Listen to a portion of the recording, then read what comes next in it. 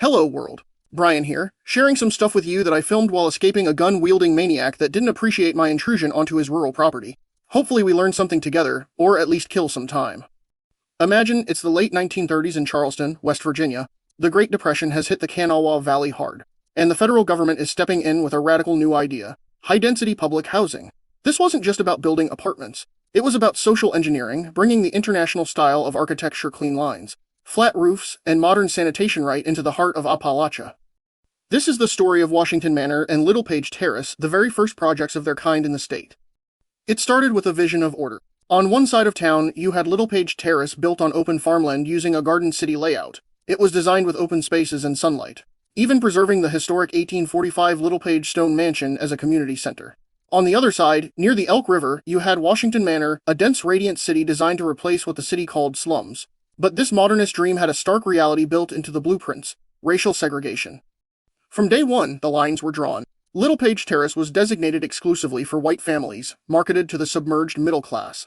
Washington Manor was different. It was technically integrated, but strictly internally segregated. White families lived in one set of buildings, and black families in another, separated by invisible but unbreakable lines. It was a system of managed proximity, a distinct feature of Charleston's approach to the separate but equal doctrine of the era.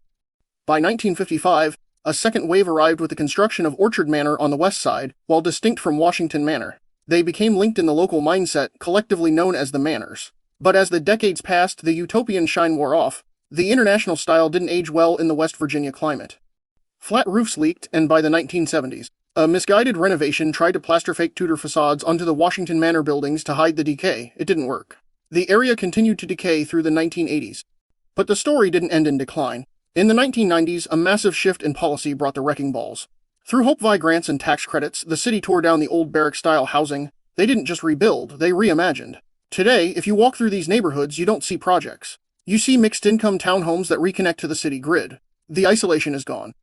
LittlePage has been reinvented. Washington Manor was completely rebuilt to look like a traditional neighborhood, and Orchard Manor was dedensified to break the concentration of poverty.